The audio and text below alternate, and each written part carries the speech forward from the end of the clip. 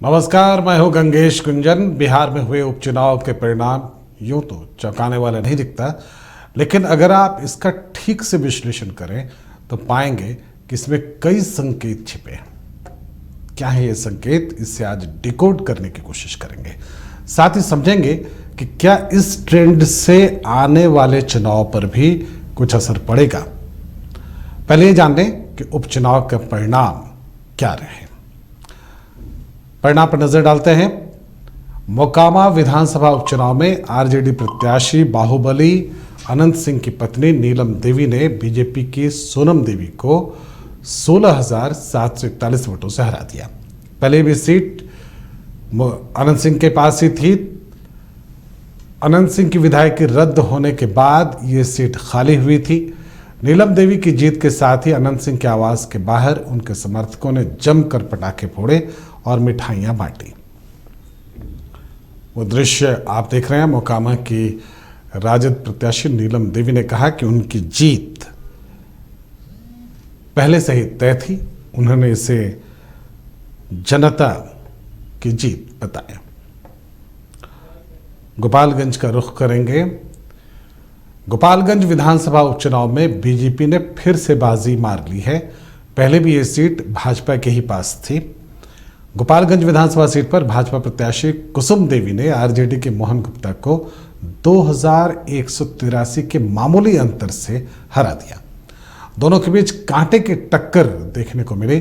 कुसुम देवी की जीत के बाद भाजपा कार्यकर्ताओं ने अबीर गुलाल उड़ाकर उत्सव मनाया। इसी सीट से तेजस्वी यादव की मामी इंदिरा देवी भी बीएसपी की प्रत्याशी थी। कुसुम देवी ने अपने दिवंगत पति सुभाष सिंह की सीट से जीतकर बीजेपी की जीत का सिलसिला बरकरार रखा। कुसुम देवी ने जीत का श्रेय गोपालगंज की जनता को दिया।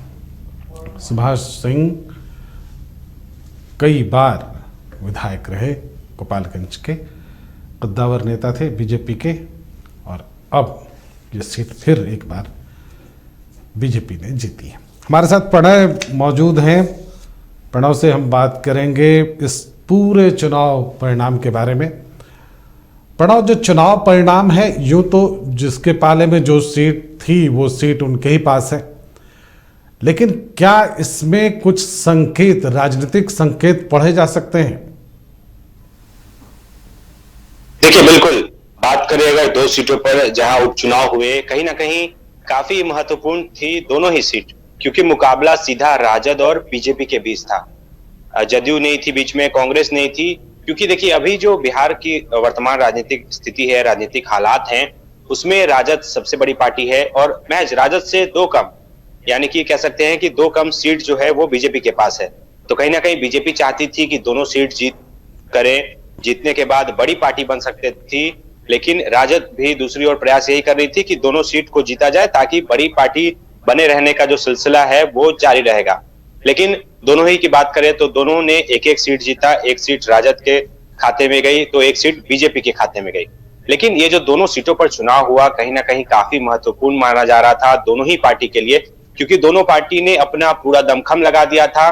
गोपालगंज की बात करें तो सुभाष सिंह की पत्नी कुसुम देवी चुनावी मैदान में थी, और कहीं ना कहीं गोपालगंज में जो राजनीतिक स्थिति थी वहां पर जो वोटर्स हैं वो कहीं ना कहीं सुभाष सिंह के वोटर्स थे, और एक कह सकते हैं सिंपैथी वोट जो है वो उनकी पत्नी को मिला है।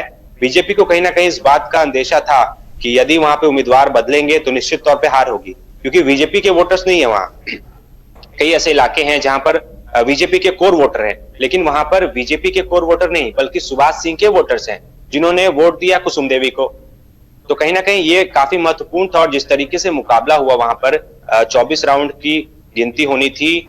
जब 20 राउंड की मतगणना हो गई, उसके बाद जिस तरीके से हालात बदले, महज 5800। प्रणव, आप ये कह रहे हैं कि जो वोटर्स हैं वो वोटर्स सुभाष सिंह के हैं, जो ट्रेडिशनली साथ में है, बीजेपी के वोटर्स नहीं है वो। लेकिन सुभाष जी हमेशा बीजेपी से जीतते रहे, तो फिर वो बीजेपी के वोटर क्यों नहीं है? देखिए, बिल्कुल सुभाष सिंह का कह सकते हैं कि एक तरह से गढ़ था, क्योंकि देखिए बीजेपी के वोटर्स वहां पर पहले थे। जब लोकसभा चुनाव की बात करें तो वहीं से जनक राम, जो फिलहाल बिहार सरकार में पूर्व मंत्री रहे, वो सांसद बने थे, लेकिन उसके बाद से बीजेपी का कहीं ना कहीं वहां जो दबदबा है वो कम हो गया था। और सुभाष सिंह एक ऐसे चेहरे थे जो लगातार जनता में भी उनका क्रेज बढ़ रहा था और लगातार लोगों का जुड़ाव भी उनसे बढ़ रहा था। यही कारण था कि बीजेपी उनको बार बार टिकट दे रही थी कि वो चुनाव लड़े, क्योंकि उनके अलावा यदि किसी को भी बीजेपी वहां पर टिकट देती तो वो नहीं जीत पाते, क्योंकि ये कह सकते हैं लहर चलती है, ये तो खैर चलिए जंक्शन है। हम ये कहेंगे वो जीत पाते या नहीं जीत पाते वो अलग कहानी है। सुभाष सिंह वहां से जीतते रहे थे और इस बार उनकी पत्नी वहां से जीती, तो बहुत साफ है कि बीजेपी ने वो सीट बरकरार रखी है। एक इंटरेस्टिंग फैक्टर ये है कि मोकामा से फिर एक बार अनंत सिंह की पत्नी जीती। अनंत सिंह इससे पहले जीते थे। अनंत सिंह के बारे में जो कुछ भी कहा जाता है, अनंत सिंह अपने आप में एक किंवदंती हो गए हैं। इसके बाद भी बिहार की जनता अनंत सिंह पे या मोकामा की जनता अनंत सिंह पर भरोसा करती है। क्या इसकी कुछ खास वजह है? बिल्कुल, देखिए अनंत सिंह की अगर बात करें तो एक तरह से बाहुबली नेता के रूप में माने जाते हैं, बिहार में जाने भी जाते हैं, लेकिन कहीं ना कहीं उनकी जो छवि है मोकामा की अगर बात करें, मोकामा या फिर विशेषकर टाल के क्षेत्र की बात करें, मोकामा पूरे की बात करें, तो एक रॉबिन हुड टाइप की उनकी छवि है। जो भी लोग हैं वो देखिए, जब भी हम वहाँ जो भी हमारे रिपोर्टर्स हैं वहां पर जब वो गए थे चुनाव के पहले भी उन्होंने बातचीत की थी, लोगों ने स्पष्ट कहा, कोई कोई जो लोग थे वो थोड़े नाराज जरूर थे अनंत सिंह से, लेकिन उन्होंने स्पष्ट कहा कि वोट हम उन्हीं को देंगे, क्योंकि हमें जब कोई काम होता है तो वही करते हैं। यदि हमें किसी से कुछ कहना होता है, इस मानसिकता से कब बाहर आएगा कि रॉबिन हुड को जिताएंगे जो दूसरों को लूटता हो हम में बांटता हो? इस मानसिकता से बाहर कब आएगा? क्यों नहीं साफ छवि के लोगों को जीतने देता है? नतीजा ये है कि जो दूसरे ओपोनेंट हैं वो भी उसी तरह के कैंडिडेट देते हैं। क्या आपको लगता है इस चुनाव के बाद या इसके बाद भी या अभी वाले चुनाव में भी क्या इस मानसिकता से बिहार कभी नहीं उभर पाएगा? और अगर नहीं उभरेगा तो बिहार की दशा कब सुधरेगी?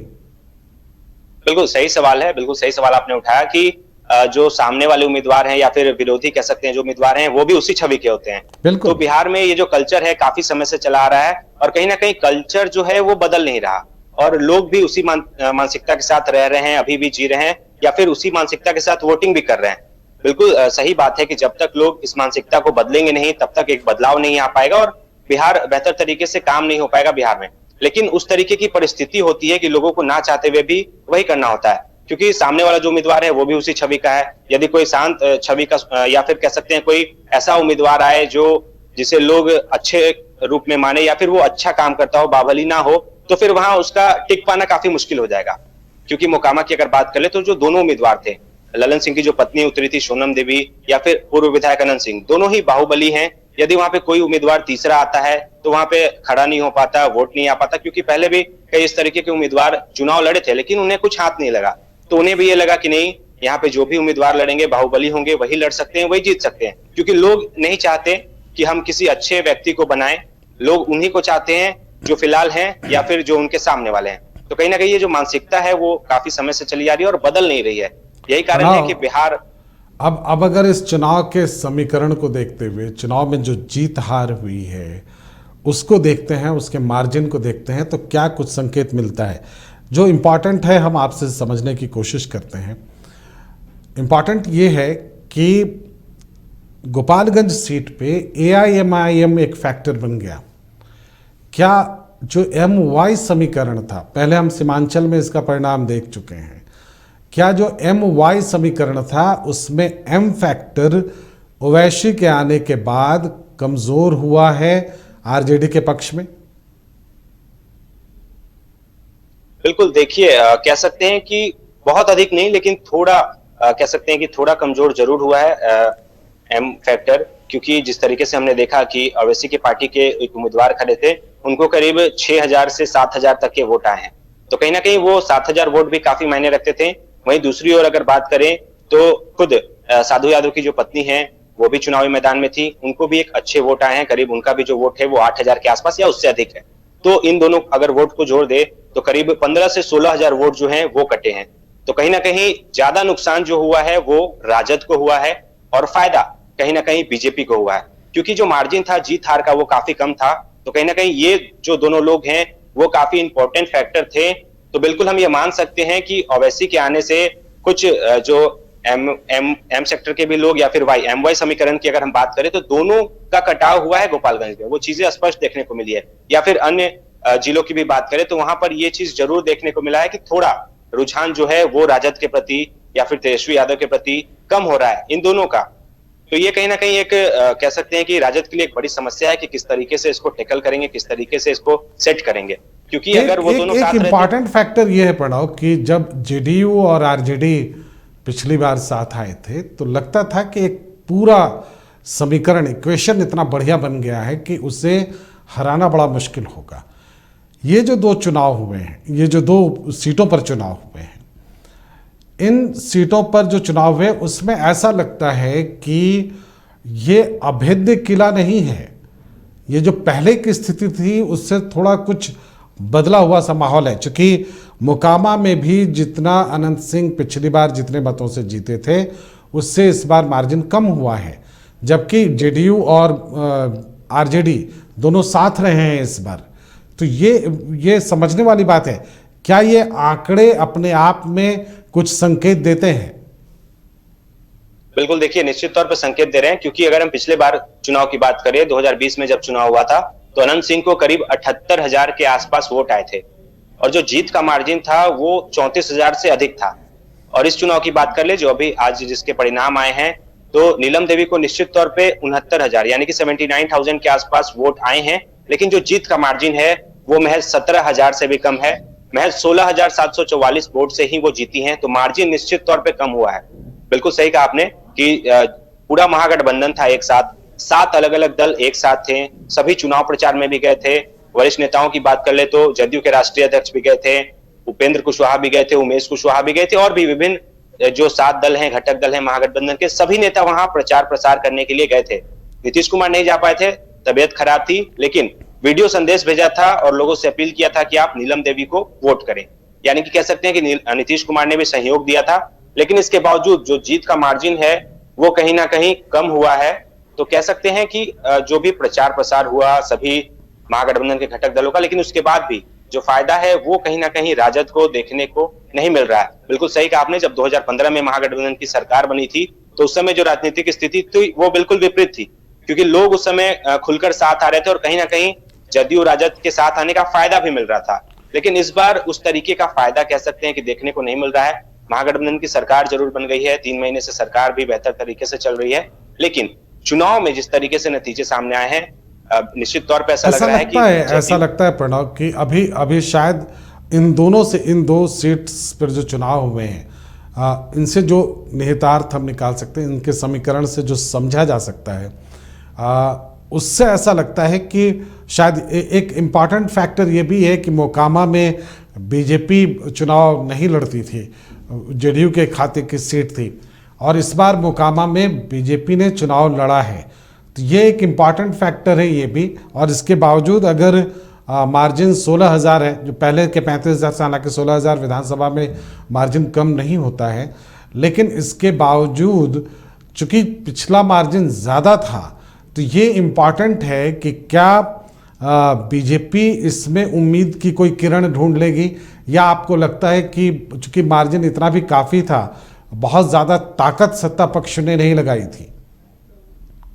बिल्कुल, निश्चित तौर पे कह सकते हैं कि अगर सत्ता पक्ष ने पूरी ताकत लगा दी होती तो मार्जिन जो 16,000 का था वो कहीं ना कहीं 32,000 या 34,000 के पार होता। लेकिन कहीं ना कहीं कहना होगा कि बीजेपी ने भी काफी मेहनत की, क्योंकि जब पिछले बार 2020 में चुनाव हुआ था तो राजद और जदयू आमने सामने थे। जदयू के उम्मीदवार अनंत सिंह से लड़े थे, अनंत सिंह 78,000 वोट पे थे और वो महज 45,000 वोट के आसपास थे, तब मार्जिन था 34,000 का। लेकिन इस बार कह सकते हैं कि जदयू राजद एक साथ थी और बीजेपी, बिल्कुल सही कहा आपने कि लंबे समय से मोकामा की अगर बात करें तो बीजेपी कहीं नहीं दिख रही थी, लेकिन इतना वोट लाना और 16,000 का मार्जिन कहीं ना कहीं ये दर्शा रहा है कि बीजेपी खुद को मजबूत करने का प्रयास लगातार कर रही है और हर विधानसभा क्षेत्र में उनके नेता काम भी कर रहे हैं, अपने आप को, अपने संगठन को मजबूत कर रहे हैं और तैयारी कहीं ना कहीं 24 और 25 की उन्होंने शुरू कर दी है। उन्हें इस विधानसभा चुनाव से कुछ खास कह सकते हैं कि मतलब नहीं था, लेकिन एक तरह से लिटमस टेस्ट कर रहे थे कि हम कितने खड़े उतर रहे हैं। तो कहीं ना कहीं अब उसके बाद आगे की वो रणनीति बनाएंगे और बेहतर तरीके से काम करेंगे, क्योंकि अब एक और उपचुनाव होना है। मुजफ्फरपुर के पास कुडनी विधानसभा क्षेत्र है, वहां पे भी राजद के जो प्रत्याशी हैं उनका विधायकी जो उनकी है वो रद्द हो गई है, तो वहां पे भी चुनाव होना है, तो बीजेपी वहां पे भी तैयारी कर रही है। तो कहीं ना कहीं बिल्कुल 24 और 25 की तैयारी में बीजेपी लग गई है और हर क्षेत्र में खुद को मजबूत कर रही है। तो कहीं ना एक बीजेपी को एक बड़ा फायदा मिल सकता है, क्योंकि जो वोटों का मार्जिन था वो पहले ज्यादा होता था और बीजेपी आई है और इतने अच्छे वोट आए हैं, तो कहीं ना कहीं बीजेपी खुद को एक मजबूत स्थिति में देख रही है हर जगह। तो इसका निश्चित तौर पे फायदा जो है वो आने वाली राजनीतिक में जब चुनाव होंगे तो उसमें निश्चित तौर पे देखने को मिलेगा। चलिए, एक एक जो सबसे अहम फैक्टर जो दिखाई पड़ रहा है अब, वो ये है कि AIMIM ओवैसी की जो पार्टी है वो एक बड़ा, हम कह सकते हैं कि एक ऐसे पॉइंट पे पहुंच रही है जहां से वो किसी को हरा सकती है, किसी को जिता सकती है। जिता सके या ना सके, लेकिन हरा तो सकती है। ये इस परिस्थिति में बन रही है। क्या अभी तक ये था कि AIMIM जो पिछला परिणाम आया था उसमें उन्होंने बिना शर्त वो RJD के साथ आ गए थे, लेकिन जिस तरह की घटनाएं हुई उसके बाद क्या आपको लगता है कि AIMIM ज़्यादा डेंट करने की कोशिश करेगा RJD को, महागठबंधन को? बिल्कुल, देखिए जिस तरीके से उनके विधायक थे, 5 विधायक थे, 4 चले गए राजद में, 1 विधायक अकेले जो अख्तरुल इमान है, खुद प्रदेश अध्यक्ष भी हैं AIMIM के, वो अकेले रह गए। और जिस तरीके से AIM ने प्रदर्शन किया था 2020 के चुनाव में, वो कहीं ना कहीं एक मजबूत स्थिति दिखा रहा था कि ओवैसी की पार्टी का बिहार में भी लोग अब समर्थन कर रहे हैं। और कहीं ना कहीं खासकर बात करें मुसलमानों की, तो वो भी काफी ज्यादा उन्हें सपोर्ट कर रहे थे। यही कारण था कि इतनी सीटें वो जीत पाए थे। और जिस तरीके से चुनाव हुआ गोपालगंज में, तो उनके पार्टी के जो कैंडिडेट हैं, जितने वोट उन्होंने लाए, भले वो जीत नहीं सकते थे, लेकिन कहीं ना कहीं एक उनकी कह सकते हैं कि बड़ा योगदान होता। यदि अगर साथ रहते राजद के तो उतने वोट प्लस हो जाते। मार्जिन काफी कम था, महज 2000-2500 का मार्जिन था, तो वो कहीं ना कहीं 7000 वोट काफी मायने रखता है। 7000 वोट वो लड़े हैं अंतिम समय में बिना तैयारी की। उनके उम्मीदवार कोई नहीं थे, ना इस तरह की चर्चा चल रही थी कि वो चुनाव भी लड़ सकते हैं, क्योंकि सभी पार्टी ने पहले ही घोषणा कर दी थी कि चुनाव लड़ेंगे। अंतिम समय में उनके उम्मीदवार आते हैं और इतना वोट ले आते हैं, तो कहीं ना कहीं एक काफी इंपॉर्टेंट फैक्टर है। इस पे सभी को विचार करना चाहिए कि जिस तरीके से उनके पार्टी के जो नेता हैं, उनको उनका परफॉर्मेंस रहा, उनको जिस तरीके से वोट आए, वो कहीं ना कहीं एक इंपॉर्टेंट फैक्टर रखता है। निश्चित तौर पे अकेले नहीं जीत सकते थे, लेकिन यदि साथ रहते तो जीत निश्चित तौर पे हो सकती थी। यानी कि हारने में एक इंपॉर्टेंट फैक्टर उनका भी है, यानी कि उनके भी वोटों को अहमियत मिलनी चाहिए। ये चीज नीतीश कुमार भी हो सकता है कि वेट एंड वॉच कर रहे हो, सभी चीजों को देख रहे हो, बीजेपी भी हो सकता है देख रही हो, क्योंकि अख्तरुल इमान ने पहले ही कहा था, जब उनके विधायक चले गए थे राजद में, उन्होंने स्पष्ट कहा था कि हम बिना शर्त राजद का समर्थन देंगे। उनके सभी विधायक चले गए थे, अख्तरुल इमान अकेले रह गए थे। उन्होंने ये कहा था कि आने वाले समय में जब अगला चुनाव होगा उसके पहले हमारी पार्टी इस परिस्थिति में आ जाएगी कि हम दिखाएंगे कि हमारा सहयोग किसी को भी जरूरी होगा। तो वो कहीं ना कहीं दिख रहा है कि अब उनकी पार्टी जो है वो उभरकर सामने आ रही है। उनके जो लोग हैं वो कहीं ना कहीं अब एक फैक्टर रख रहे हैं चुनाव जिताने में या फिर हराने में। साथ एक प्रयोग मुझे लगता है कि जो सीमांचल में जीत हासिल हुई AIMIM की, उसके बाद अब वो गोपालगंज तक पहुंचे हैं। क्या आपको आने वाले चुनाव में, जो विधानसभा और लोकसभा के चुनाव होंगे, उसमें AIMIM की बड़ी भूमिका बिहार में बनती दिख रही है? उसकी पृष्ठभूमि तैयार है? क्या पटना में ऐसी कोई हलचल आप देखते हैं? देखिए, पटना में फिलहाल अगर बात करें तो उस तरह की हलचल नहीं है, क्योंकि उनके जो नेता हैं खासकर उसी जगह पर ज्यादा काम करते हैं या फिर उसी क्षेत्र में ज्यादा रहते हैं जहां पे मुस्लिम समुदाय के लोग हैं। सीमांचल का एरिया पूर्णिया तक वो पहुंच गए हैं, काफी काम कर रहे हैं, उनके विधायकों को लोग जानते भी हैं, नाम भी ले रहे हैं। पटना में फिलहाल उस तरह की कोई तैयारी नहीं है, लेकिन अलग अलग जिलों की बात करें तो वहां पर लगातार जो उनके नेता हैं वो जा रहे हैं, सभा भी कर रहे हैं, लोगों से बातचीत भी कर रहे हैं। और एक तरह से कह सकते हैं कि अख्तरुल इमान ने ब्लूप्रिंट पूरा तैयार कर लिया है कि 2024 और 25 में जब चुनाव होगा तो उनकी पार्टी भी उभर कर सामने आएगी, और कहीं ना कहीं जब उस समय चुनाव होगा तो उनकी पार्टी भी एक महत्वपूर्ण कह सकते हैं कि हिस्सा बनेगी, क्योंकि उनके भी जो सीट हैं वो बढ़ेंगे निश्चित तौर पे। जिस तरीके से इस बार 2020 में उन्होंने परिणाम में दिखाया था कि किस तरीके से वो उभर रहे थे, तो निश्चित तौर पे 24 और 25 का जो चुनाव होगा उसमें भी वो दिखाएंगे। और कहीं ना कहीं जब उस समय सरकार बनेगी 24 और 25 में, 25 की अगर बात करें विधानसभा बिहार की, तो उस समय जो राजनीतिक स्थिति रहेगी वो बिल्कुल अलग रहेगी, क्योंकि बीजेपी इंपॉर्टेंट है। ये तमाम बातें बहुत इंपॉर्टेंट है। एक चिराग पासवान फैक्टर पर हम लोगों ने चर्चा नहीं की है। क्या चिराग पासवान इस चुनाव में कहीं भी एक फैक्टर के रूप में नजर आए? क्या उनके होने से या उनके कहीं जाने से या नहीं जाने से कोई फर्क पड़ा है? देखिए, ऐसा तो कुछ दिखा नहीं, क्योंकि अगर चिराग पासवान फैक्टर नजर आते तो निश्चित तौर पे मोकामा में जो वोटों का मार्जिन है वो भी कम होता, और गोपालगंज में भी जो वोटों का मार्जिन है वो थोड़ा बढ़ता बीजेपी का। चिराग पासवान ने खुलकर प्रचार किया, अंतिम समय में जमकर प्रचार किया, लेकिन इस तरह की कोई चीजें देखने को नहीं मिली। और चिराग पासवान जब भी प्रचार में जाते थे, हमने देखा कि रोड शो करते थे तो काफी लंबी गाड़ियां उनके पीछे होती थी, लेकिन गाड़ियां सिर्फ देखने को मिली, लेकिन उनका कोई प्रभाव नहीं देखने को मिला। चिराग फैक्टर कह सकते हैं कि एक तरह से नहीं दिखा, क्योंकि चिराग पासवान जब भी कहीं जाते हैं तो उनकी सभा में काफी संख्या में लोग आते हैं, भीड़ भी काफी अधिक होती है। लेकिन जो बड़े नेता हैं जदयू के, राजद के, उनका स्पष्ट कहना था कि चिराग पासवान फैक्टर नहीं है, वो जाते हैं, भीड़ आती है, वो अलग चीज है, लेकिन लोग वोट किसे देते हैं ये इंपॉर्टेंट है। तो बिल्कुल वही चीज देखने को मिली। चिराग पासवान ने प्रचार प्रसार किया पूरे जोरों शोरों से बीजेपी के लिए, लेकिन कहीं ना कहीं चिराग फैक्टर देखने को नहीं मिला। तो ये एक तरह से दर्शा रहा है कि चिराग पासवान अब कहीं ना कहीं बिहार में एक इंपॉर्टेंट फैक्टर नहीं दिख रहे हैं। तो जो आगे का चुनाव होगा उसमें भी उनकी कोई खास कह सकते हैं कि सहभागिता नहीं होने वाली है, या फिर वो कोई खास वैसे फैक्टर अभी नहीं अभी रखेंगे। अभी अभी सिर्फ 2 सीट है, इसलिए अभी से सीधे खारिज करना ठीक नहीं है। चिराग पासवान का अपना एक कद है और उनके जो फॉलोअर्स हैं वो भी बड़ी संख्या में हैं। ये अलग बात है कि कुछ इलाकों में उनका प्रभाव बहुत ज़्यादा है, और पिछले चुनाव में उन्होंने जेडीयू को जितना डेंट पहुंचाया था और जितना नुकसान पहुंचाया था, वो अभी तक उसकी कराह जेडीयू में सुनी जा सकती है। तो ये उन्हें खारिज नहीं किया जा सकता। इसलिए हाँ, ये ज़रूर है कि इस चुनाव में क्या उनका असर रहा, ये समझने की हम कोशिश कर रहे थे। लेकिन चिराग पासवान भी एक इम्पॉर्टेंट फिगर हैं अभी, और उभरते हुए नेता हैं बिहार के, और मुझे लगता है कि अभी तक फेयर फेस के साथ हैं, शायद इसलिए भी लोग उनके साथ हैं।